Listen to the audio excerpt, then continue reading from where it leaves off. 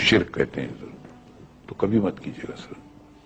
कोई कितना भी बड़ा हो कि अल्लाह के सिवा कोई किसी से कुछ मांग ही नहीं सकता है, किसी की इबादत कर ही नहीं सकता है। कि दुनिया में इस पूरे आपकी जिंदगी में कोई इबादत के लायक है ही नहीं।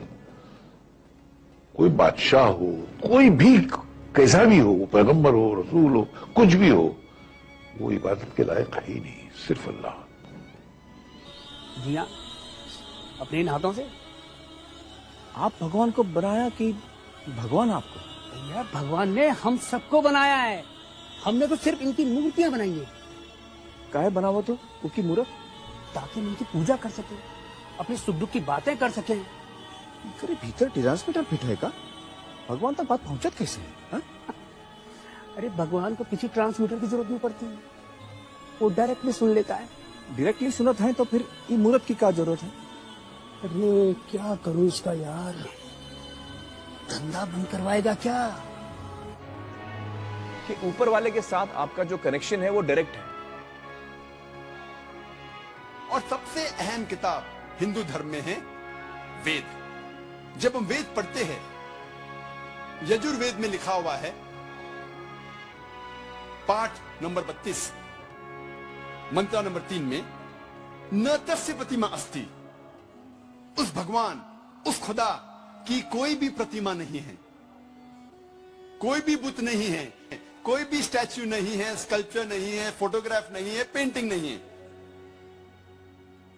जिक्र है यजुर्वेद में पाठ नंबर 40, मंत्र नंबर 9 में, अंधात्म प्रविशंति या असंभूति मुपास्ते। ये संस्कृत श्लोक है जिसके मानी है अंधात्म, अंधकार में, प्रविशंति, दाखिल हो रहे हैं। जो लोग असंभूति की पूजा करते, असंभूति की माने नेचुरल थिंग्स, कुदरती चीजें, हवा, पानी, आग। यजुर्वेद में लिखा हुआ है अंधकार में दाखिल हो रहे हैं वो लोग जो कुदरती चीजों की इबादत करते हैं, पूछते हैं, जैसे कि हवा, पानी, आग।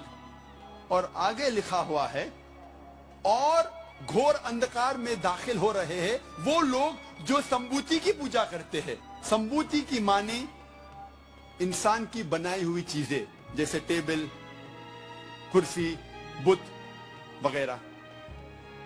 अगर आप कुदरती चीजों की इबादत करते हैं तो आप अंधकार में दाखिल हो रहे हैं।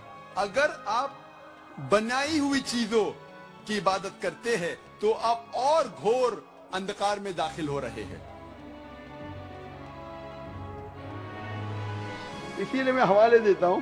मैं कोई आलिम नहीं हूं, मैं कोई पंडित नहीं हूं, मैं अपने आप को तालिबे इल्म कहता हूं, लेकिन मैं हमेशा हवाला देता हूं।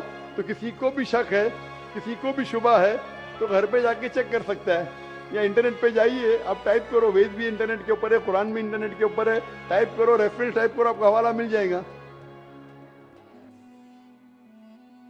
मेरा आपसे एक सवाल है, इस्लाम में हर गुनाह माफ है लेकिन शिर्क की माफी क्यों नहीं है? अगर इंसान कत्ल करता है उसे माफी है, जिना करता है उसे माफी है, लेकिन शिर्क की माफी क्यों नहीं है? मैं साहब का सवाल है कि इस्लाम में सारे गुनाह की माफी है, शिर्क की नहीं। कत्ल करता है माफी है, जिना करता है माफी है, शिर्क की माफी क्यों नहीं? आप कुरान मजीद के बारे में जिक्र कर रहे जो सूरह निसा में है, सूरह नंबर 4 आयत नंबर 48 और आयत नंबर 116। इन दो आयतों में सूरह निसा सूरह नंबर 4 में लिखा है कि अगर अल्लाह चाहे तो कोई भी गुनाह को माफ कर सकता है, लेकिन शिर्क को कभी नहीं माफ करेगा, क्योंकि जो शिर्क किया है वो बहुत भटक चुका है। तो इसमें यह नहीं लिखा है कि अब जिना करेंगे तो माफ करेगा ही, कर सकता है अगर आप तौबा करेंगे तो।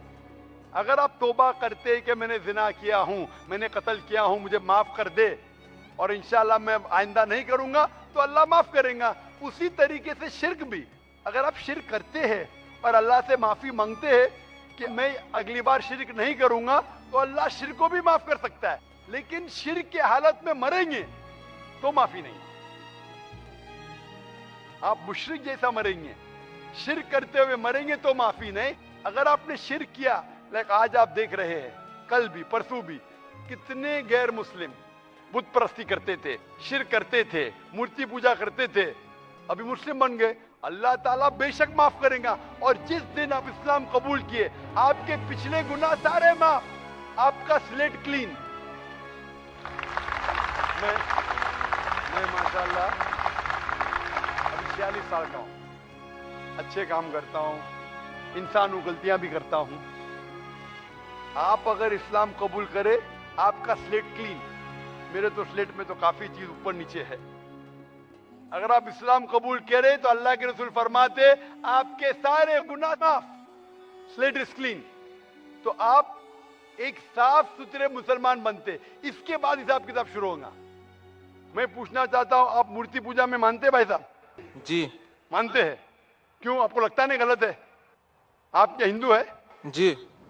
आपके मजहबी किताब में लिखा है, छंदों के उपनिषद में चैप्टर नंबर 6 अध्याय नंबर 2 श्लोक नंबर 1, एकम अद्वितीयम, खुदा एक है, उसके अलावा कोई नहीं है।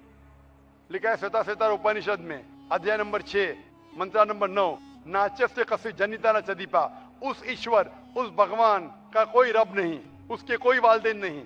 लिखा है श्वेता उपनिषद में चैप्टर नंबर 4 मंत्र नंबर 19 में, न तस्य प्रतिमा अस्ति, उस ईश्वर, उस भगवान की कोई प्रतिमा नहीं, कोई पेंटिंग नहीं, कोई फोटोग्राफ नहीं, कोई मूर्ति नहीं, कोई बुत नहीं। लिखा है यजुर्वेद में चैप्टर नंबर 32 वर्ष नंबर 3 में मंत्र नंबर 3 में, न तस्य प्रतिमा अस्ति, उस ईश्वर, उस भगवान की कोई प्रतिमा नहीं, कोई पिक्चर नहीं, कोई पेंटिंग नहीं, कोई फोटोग्राफ नहीं, कोई बुत नहीं, कोई मूर्ति नहीं। तो साफ तौर पे कई जगह आप हिंदू की मजहबी किताब में लिखा है कि मूर्ति पूजा गलत है, तो क्यों आप मूर्ति पूजा करते हैं भाई साहब? जी, इस बारे में मुझे सही तालीम नहीं है, मुझे थोड़ा वक्त चाहिए। मैं इतने हवाले दे रहा हूँ कि आपको लगता है कि मैं फेंकते जा रहा हूँ। हवाले के हवाले दे रहा हूँ, आप नोट कीजिए। जी। आप लाइब्रेरी में जाइए, आपको वेद नहीं मिलता है तो हमारी लाइब्रेरी में जाओ, इस्लामिक रिसर्च फाउंडेशन। हमारे इस्लामिक रिसर्च फाउंडेशन में आपको वेद का तर्जुमा मिलेगा, महाभारत का तर्जुमा मिलेगा, भगवत गीता के कम से कम 30 तर्जुमे मिलेंगे, बाइबल मिलेगा, बाइबल का तर्जुमा मिलेगा, कुरान का तर्जुमा मिलेगा, हदीस का तर्जुमा मिलेगा। मैं नहीं जानता हूँ कहीं भी हिंदुस्तान में इतने मजहबी किताब का तर्जुमा मौजूद है। इस्लामिक रिसर्च फाउंडेशन में फ्री लाइब्रेरी, एयर कंडीशन में बैठो, फ्री पढ़ो। इंशाअल्लाह आपको चाय पानी भी दूंगा मैं। चाय पानी रिश्वत नहीं है, तो क्या आप ठंडे दिमाग से, कभी ठंडा दूंगा कभी चाय पानी, तो आप अच्छे दिमाग से रिसर्च कीजिए। हमारे पास कंप्यूटर सॉफ्टवेयर है, आप क्या जानना चाहते हैं वेद के ऊपर बटन दबाओ, मिलेगा आपको। किधर लिखा है मूर्ति पूजा हराम है? बटन दबाओ, कंप्यूटर में निकलेगा बाहर। वेद के कंप्यूटर सॉफ्टवेयर है, बाइबल के कंप्यूटर सॉफ्टवेयर है, कुरान के कंप्यूटर सॉफ्टवेयर है, हदीस के। तो मैं आपसे दरखास्त करता हूं कि आप रिसर्च कीजिए कि खुदा एक है, रिसर्च कीजिए कि मूर्ति पूजा गलत है, रिसर्च कीजिए कि आखिरी पैगंबर मोहम्मद सल्लल्लाहु अलैहि वसल्लम है। और मैं दुआ करता हूं कि आपको हक जल्दी मिलेंगे ताकि आप इस दुनिया और आखिरत में सफलता पाए। शुक्रिया।